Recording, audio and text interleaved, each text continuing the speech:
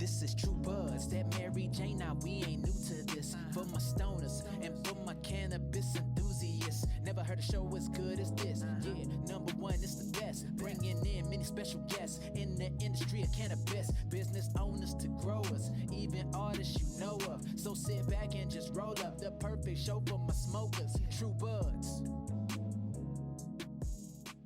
Welcome to the True Buds Show podcast. It's your buddy and host, Jack Woltering, where I interview people in the cannabis space, from business owners, growers, entrepreneurs, whoever it may be. We chill, we have a fun talk, laugh, enjoy ourselves, while also learning, staying educated, and medicated. We got a cool guest here today, the first guest from Canada. Brandi Is Baked. You can go follow her on IG or go check out her podcast, Brandi Is Baked, on Apple Podcast. You know what I'm saying there. And I had her on because I really wanted to talk to a guest in the Canadian market. Like, I've read some stuff, I've heard some stuff, but I wanted to hear from somebody who's worked there and is still working in the game, knows the ins and outs of the business. So I'm thrilled to talk about that today, and I think you're going to enjoy it, whether you're just curious, whether you're traveling there, whether you're looking for some potential business opportunities there. Whatever it is, come chill today, light one up, hang out on the True Buds Show. Oh, one more thing. This episode is brought to you by True Buds TV, the True Buds Pack. Get the Fanny pack, put your pack in there, put your pen in there. There's so many pockets to put goodies. Go grab a True Buds TV pack. Support True Buds TV and the True Buds Show. And I'll keep showing some love. Let's get in. It's good to have you here today. I'm excited. Oh, thank you. Likewise. So, yeah, I just want to kind of start out talking about kind of your journey in the cannabis space, or just in general, kind of like when you started smoking. I know you've had a couple different jobs in the space from checking out your podcast. Sure. And we'll dive into the podcast and kind of what you got going on there, because it'll be cool for some people to check out. Yeah, sounds great. So my journey with cannabis, I've been a cannabis user since I was in my teens. Kind of noticed around like 16 that cannabis kind of helped me self-medicate with anxiety and depression. And I grew up in British Columbia, which is kind of like the weed capital of Canada. So it was always around, and it was just kind of a normal part of life. And then as I grew up, I kept using it. And then just pre-legalization, I used to work as a dog trainer, and I was working with a specialist hospital, and it was just kind of draining on my mental health, just seeing like sick animals and abused animals. It was just kind of too much. So I took a bit of a break, and I went out to BC before legalization, and we have some like gray market dispensaries that they kind of find a loophole in the regulations, and they were allowed to be open. So I went into there, and it was my first experience ever going into a store and buying cannabis, and it was like amazing. So I thought it was really cool. And then I'd asked some questions about the products, and they didn't really know anything. And I was like, oh, this is such a cool experience, but it could be so much better if these people could answer my questions. So I was like, that's what I want to do. So I went home, researched how to get into the cannabis industry, got all my paperwork in order, and then just before it was legalized in Canada, signed on with a company, worked in the recreational market for a while. Then I jumped to the medical side as a cannabis educator in a clinic, which was really great. But I think the medical side, since recreational has been legal, it's kind of fading a little bit. So got back into recreational, worked as a bud tender for a bit, and now I do education and training coordinator for a corporation and franchise. Very cool. Yeah. So with it becoming recreational, I know here in California, there's some benefits still to getting the medicinal card, the medical card. Are there things like that where you are? Is it a little cheaper? Are there some tax incentives for the medical patients? Yeah, that's a great question. So definitely some benefits medically. I still try to shop medically as much as I can too, because there are the tax benefits. I'm not sure what the laws in California are, but in Canada, you can claim a certain amount of your medical cannabis on your income tax. And then also it is cheaper on the medical side for the most part. There is a lot of consistency too. So if there's like a specific product that you want, recreationally it could get sold out, but medically, depending on the producer you're with, you'll find the consistency. Some have kind of failed their medical patients and just focusing on rec. So you'll see some of the supply go down a bit. But for the most part, if you're with a good producer, you're going to have that consistency.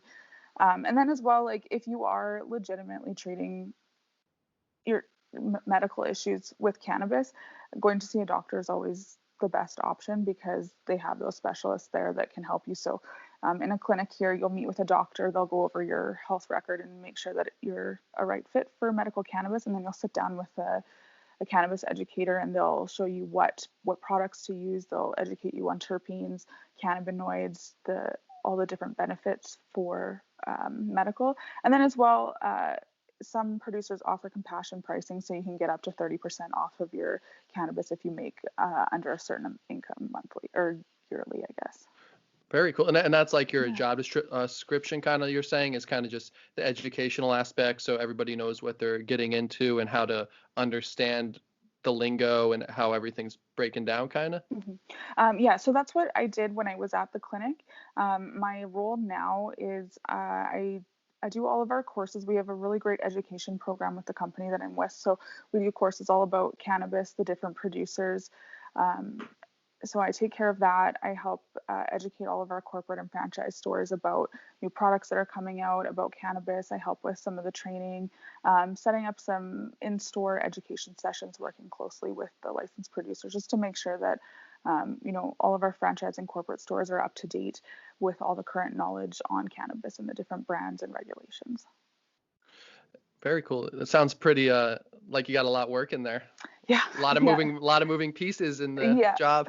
Yeah, it's definitely always a few projects on the go, but I'm so grateful to be able to work in cannabis. Not ever did I think that this is something that I'd be able to do legally, so it's pretty cool.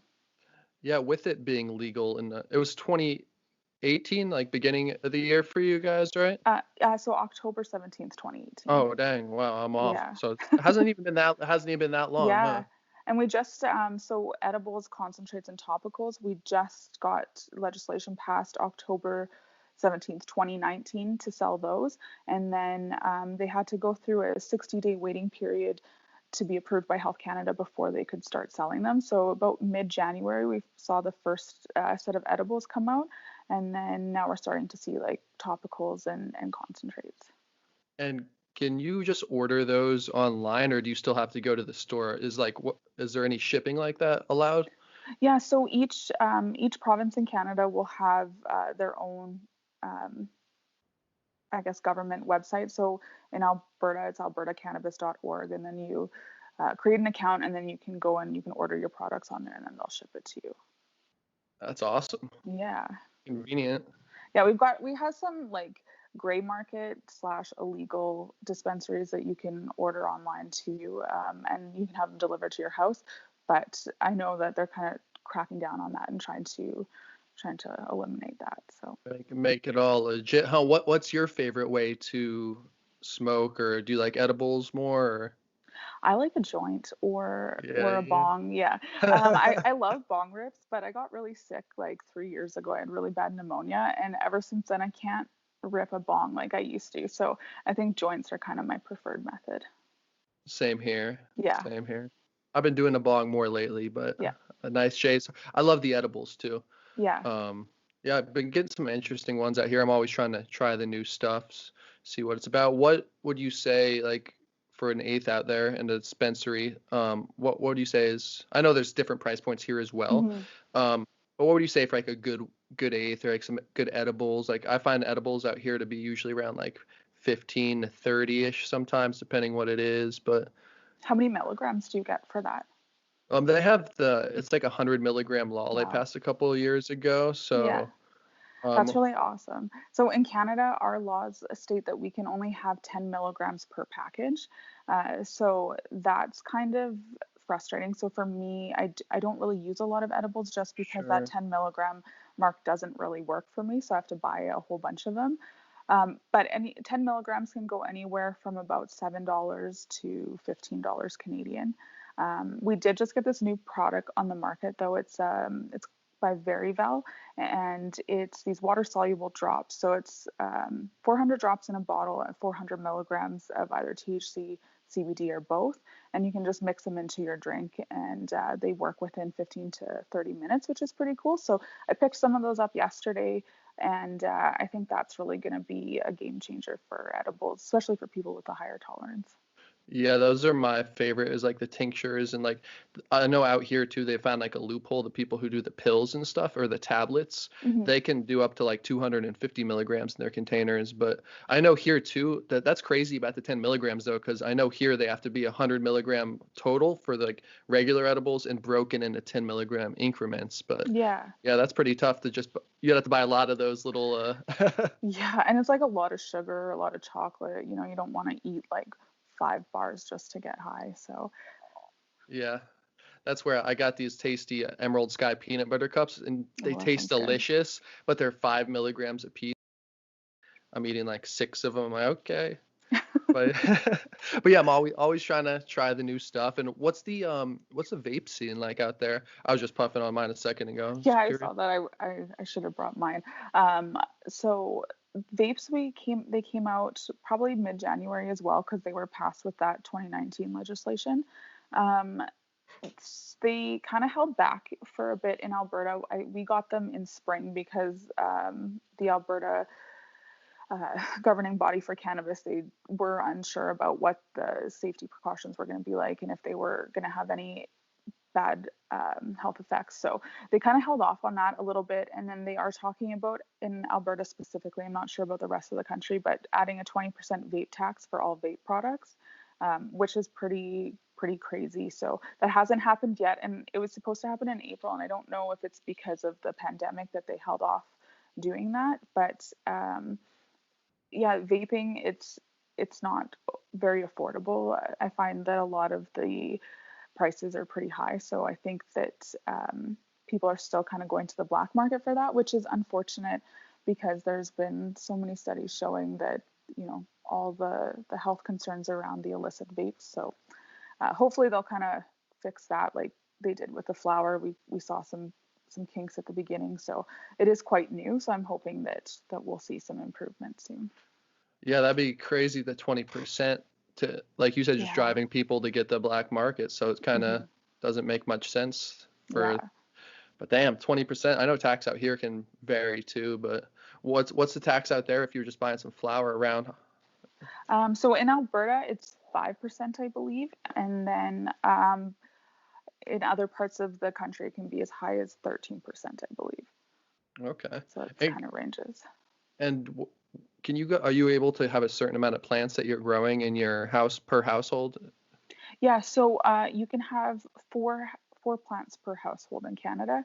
If you want more, if you're a medical patient, you can get some paperwork with your doctor and the government stating that you can grow more plants, but it just depends on how many grams per day your doctor has allotted for you.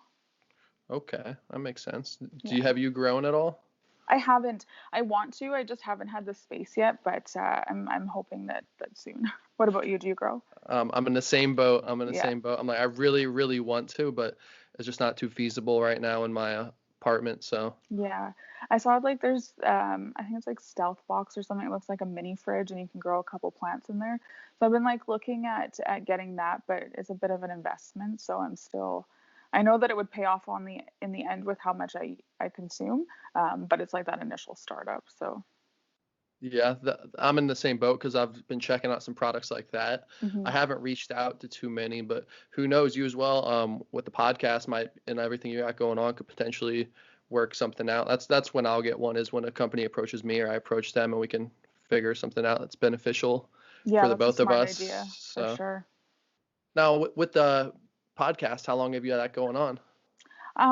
So I released it on 420 this year, so not too long. I've been working on it for like 8 months. It just kind of took me some time to really like commit to it and get it out there. And it's I guess a little bit nerve-wracking putting yourself out there like that. But I was spending all this time at home for the last couple months. I was just like, now's the best time. So it's been a lot of fun and I'm really enjoying it. So it's definitely something I'm going to keep doing.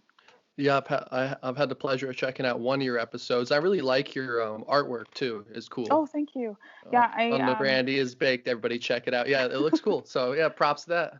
Yeah, Did you have a? Sorry, I was just gonna ask how you had it done, or on your artwork, your key art for your channel or podcast? Yeah, I actually just went on to Fiverr and looked at some artwork, and I found an artist there. And I wish that I knew his name off the top of my head. He doesn't have Instagram or any social media, but he did a really great job. So I was really impressed with it. Yeah, I've gone through them a lot too, and I've felt the same way sometimes because I order it through there, and people are asking me, I'm like, oh, I got it through there. I don't remember his name, but he was Yeah, good. yeah. And what do you plan on, or how often do you plan on releasing on the Brandi Is Baked podcast? So I try to do it once a week. I've been a little bit behind this week, just some stuff going on, getting ready to move. But I'm planning on doing it for once a week. I'm hoping to do about 20 episodes, take a bit of a break, and then plan some new content, and then get back at it. Nice, nice. Congrats on the move. It's always a Thanks. pain. It's always a pain in the ass for me, but it always feels good settling in somewhere new. Totally, absolutely. Yeah, that's cool. How far away are you moving from where you are now? I'm not exactly sure yet. I'm still kind of looking for a place. I'm hoping like to stay in the same area, so hopefully not too far, just a couple blocks. Cool, cool. Yeah, I've noticed a lot of people moving right now this time, even with everything going on. I know my lady and I were thinking about doing the same thing, but we're like, we'll hold off a little while. So Yeah. Yeah, it's yeah. not the most ideal time to move, that's for sure. And then dispensaries and everything are all rocking out there too, right? With the whole COVID going on and everything.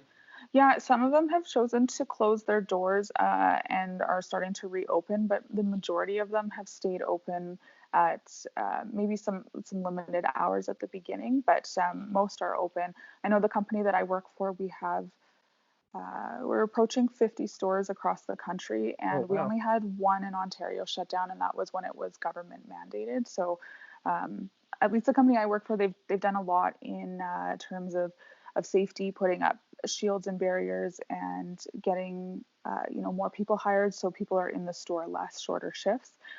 So it's been really great. We haven't had anyone lose their jobs. And we've definitely seen like a 30% increase in sales since COVID. So people want their weed right now. That's what I've been hearing too. Yeah. 50 stores is pretty serious. Is that one of the bigger, is it a Yeah. like Yeah. So franchise or chains or?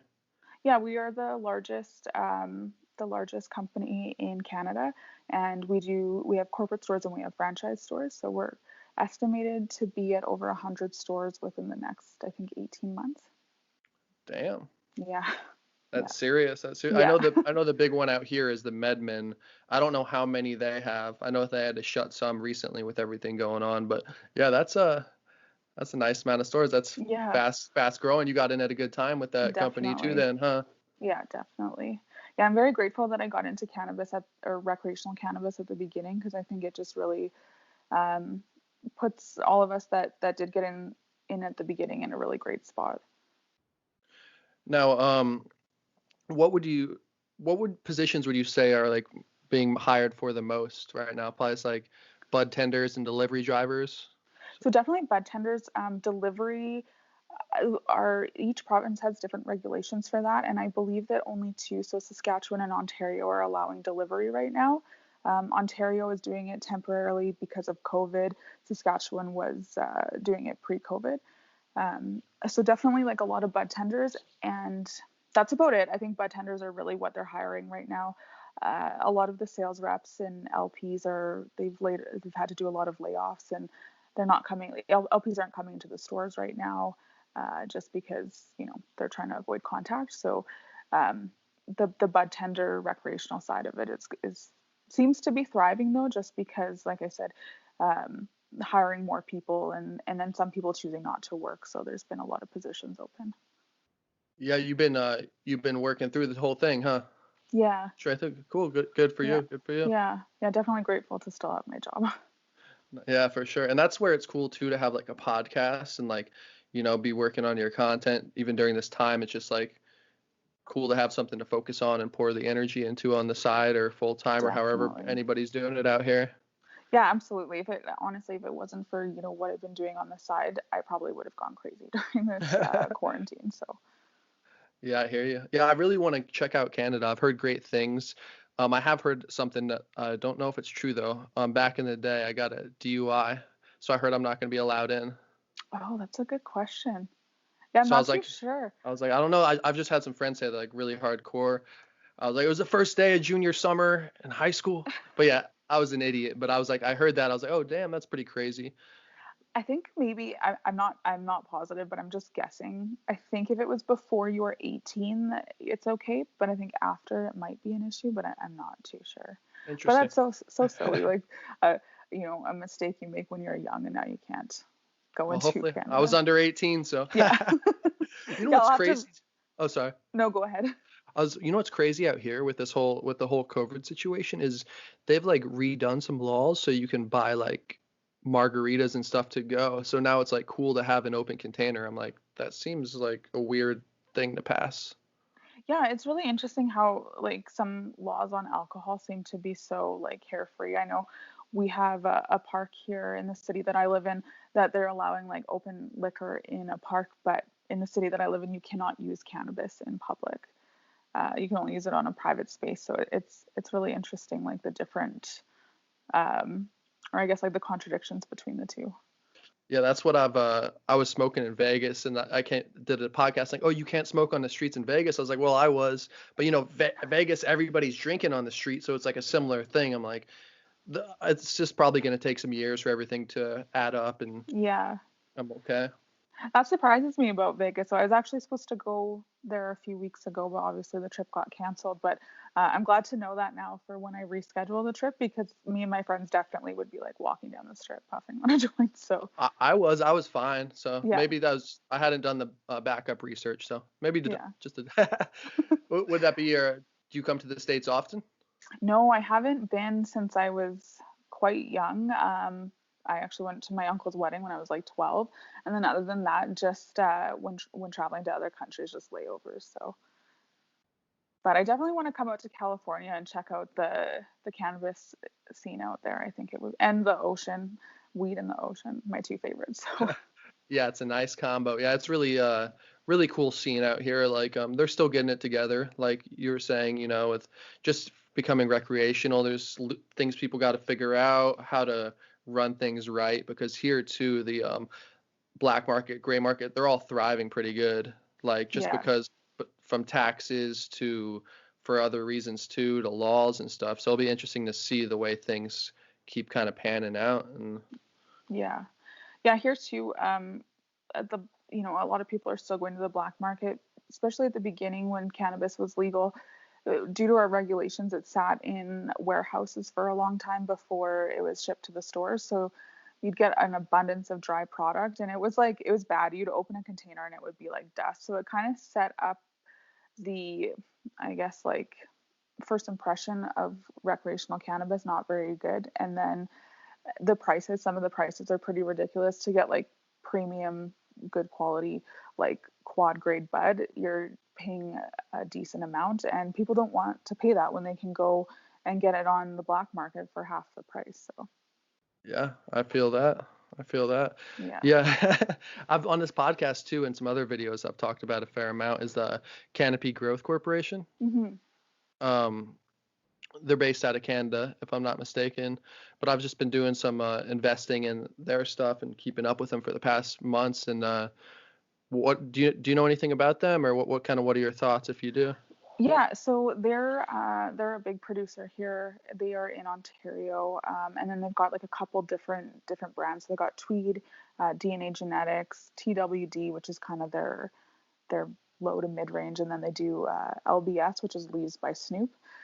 So Leaves by Snoop and DNA are kind of their like premium, and then Tweed is their mid range, and then TWD is their like value brand. Dang, Snoop's out there, huh? Snoop's Yeah. uh, Snoop's crushing it because like, and it's crazy because like for like a simple endorsement, I did this like weed bust thing a while ago. The guy's like, yeah, we were gonna team with Snoop or something, but it would have been like 180,000 just for like a little endorsement. I'm like, Snoop's deep in there. Yeah. Yeah. Oh, that they also actually. So Seth Rogen, his houseplant brand is with Canopy as well, and that it just came out to Alberta a few months ago. So that was really exciting for Seth Rogen fans. For sure. Very cool. Because I actually didn't know that he was doing that through Canopy. Yeah.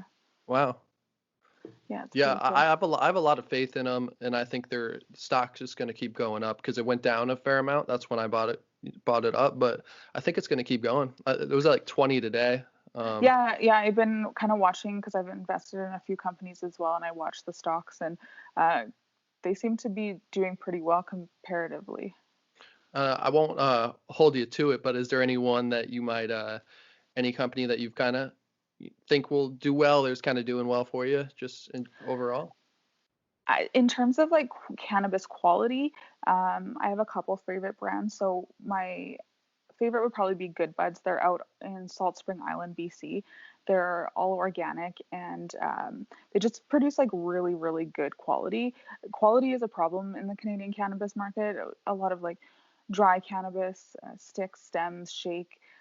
So I find that Good Buds, they just have like really, really good moisture content. The terps are there.